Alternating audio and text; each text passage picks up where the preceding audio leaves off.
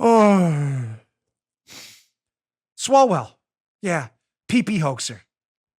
PP hoaxer has had interactions with an alleged Chinese influence operation person running it in the United States who happened to fundraise for him and placed an intern in his office.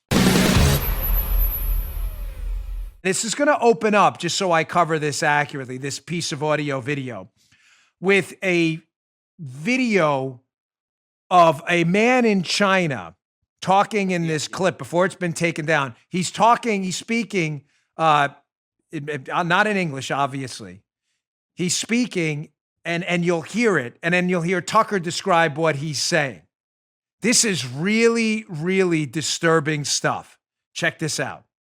2个月之内搞定，什么原因？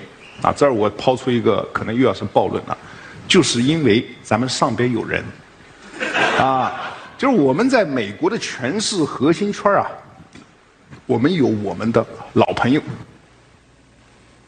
There's a lot of garbage floating around the internet right now, a lot of fake things. That video is real, and those subtitles are accurate. We checked today with 2 different Chinese speakers and confirmed that.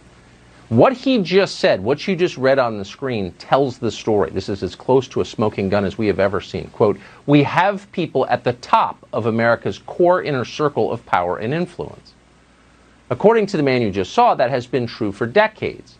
So who are these people, and how many of them work in our media and in our government? Well, he didn't say precisely.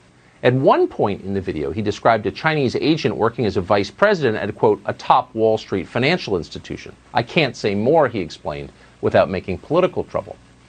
Didong Sheng did tell his audience that one agent in particular was especially useful, and he goes on at some length about her.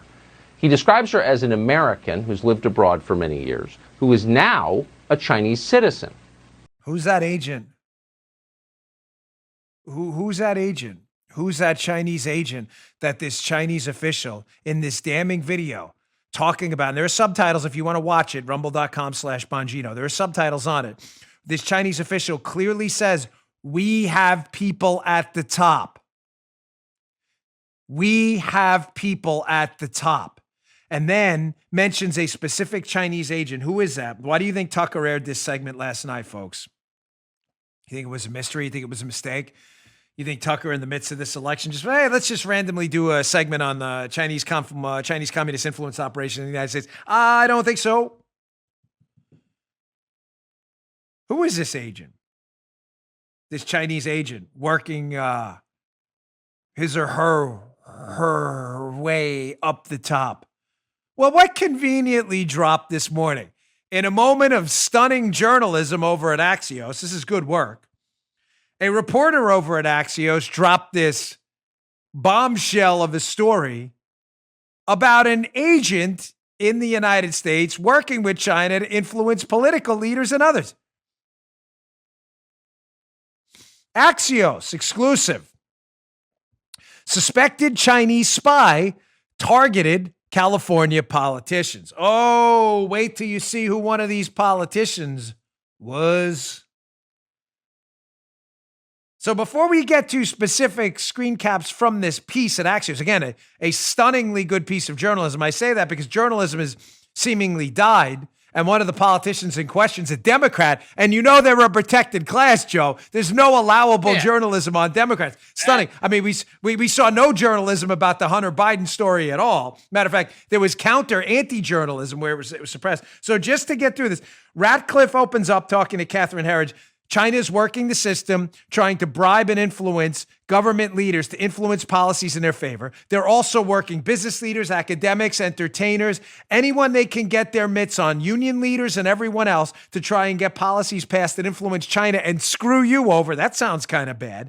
Tucker goes on last night and says, hey, listen, we've got video of this Chinese official talking about this. We have people at the top influence operations, implying they bought off people in our own government. And then Tucker says, hey, this guy also mentions this Chinese agent who's done some spectacular work in really getting inside our political infrastructure to screw someone over. And conveniently this morning, Axios drops this bomb. Let's go to screenshot number 1 from the Axios piece where you're going to be like, huh? What? Convenient timing for this, no?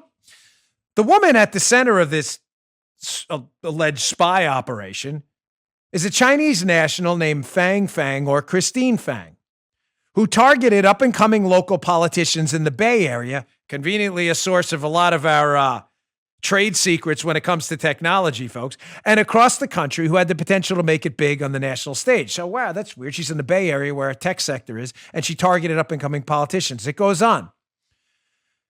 This woman, Christine Fang, through campaign fundraising, extensive networking, personal charisma, and romantic or sexual relationships, ooh boy, with at least 2 Midwestern mayors, she was able to gain proximity to political power, according to current and former U.S. intel officials and one former elected official. Ouch, that one's going to sting.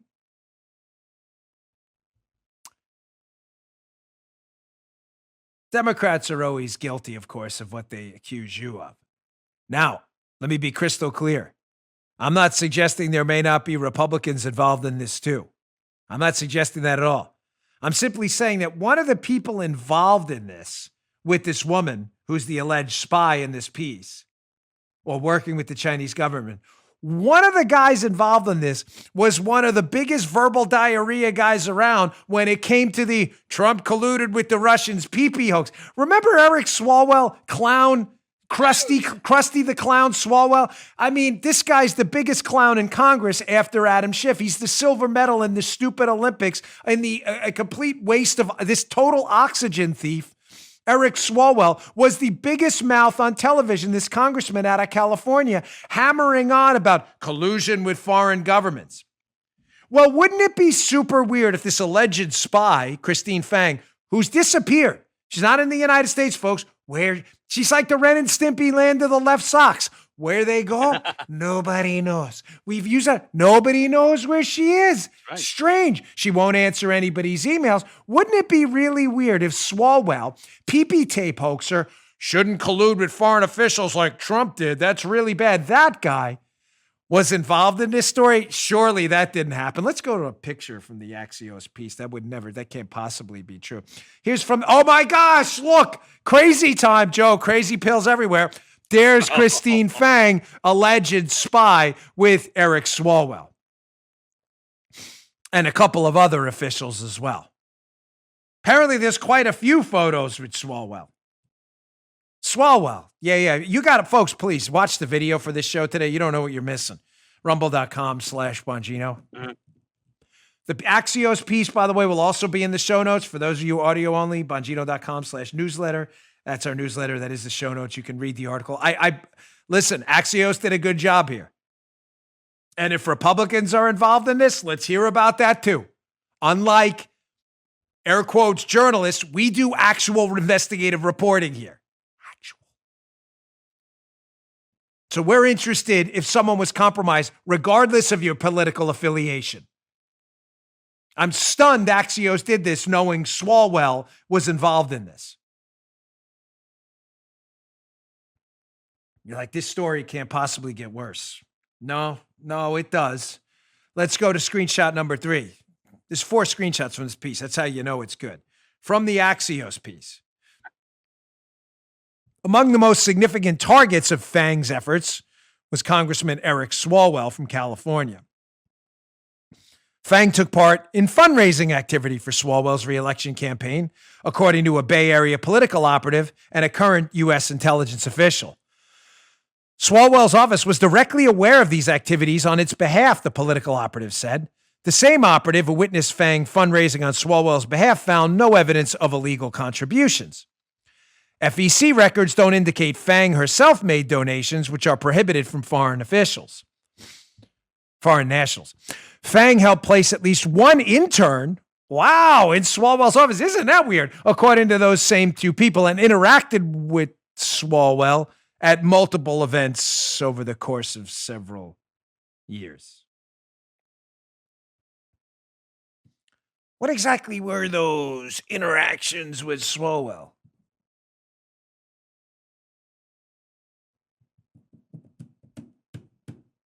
You just heard Dan Bongino.